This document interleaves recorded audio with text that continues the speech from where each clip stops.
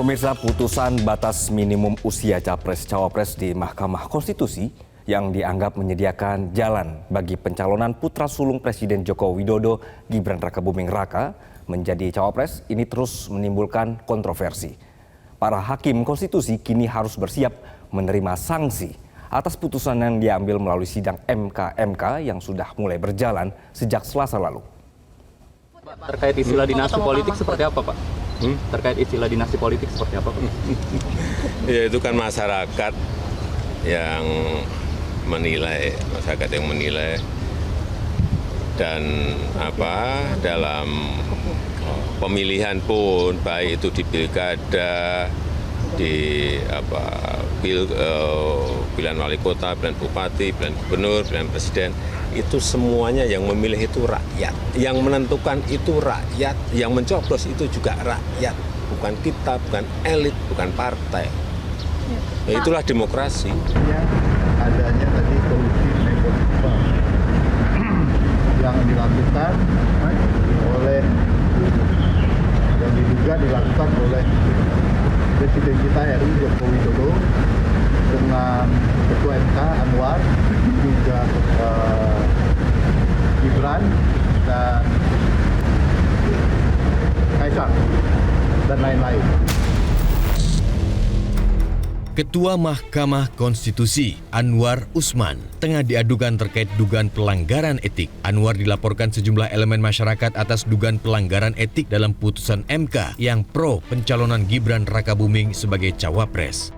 Majelis Kehormatan Mahkamah Konstitusi (MK) pun dibentuk untuk mengusut dugaan pelanggaran etik dan perilaku hakim terkait putusan yang mengubah syarat Capres-Cawapres. Sementara itu, Ketua MK Anwar Usman membantah memuluskan jalan keponakannya, yakni Gibran Rakabuming Raka, ikut Pilpres. Bantahan itu pun disampaikan Anwar dengan mengutip hadis Nabi Muhammad.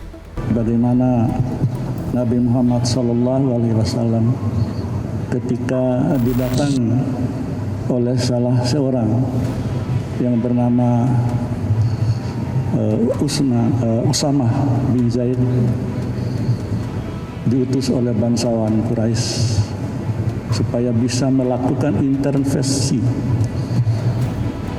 meminta perlakuan khusus karena ada tindak pidana yang dilakukan oleh salah seorang anak bangsawan Quraisy. Apa jawab Rasulullah SAW? Beliau tidak mengatakan menolak atau mengabulkan permohonan dari salah seorang yang diutus oleh bangsawan Quraisy ini.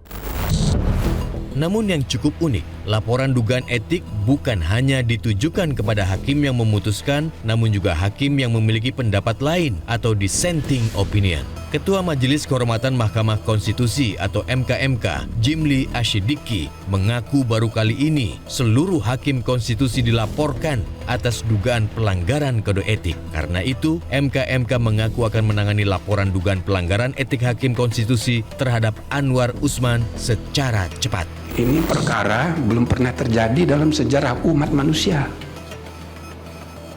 Ya, seluruh dunia, semua hakim dilaporkan melanggar kode etik. Baru kali ini. Pakar Hukum Tata Negara, Bivitri Susanti pun menilai pernyataan yang disampaikan Saldi Isra dan 3 hakim lain yang memiliki pendapat berbeda itu tetap masuk pokok perkara dan tidak melanggar etik. Perkara yang sebenarnya objeknya sama, mengapa pendapatnya bisa berbeda antara 3 perkara yang awal dengan perkara yang belakangan, padahal bedanya hanya beberapa hari. Nah, menurut saya itu bagian dari mengkritik legal reasoning. Jadi bahkan Saldi Isra dalam pendapat opininya tidak bicara itu soal yudikatif, legislatif, tidak berbicara itu.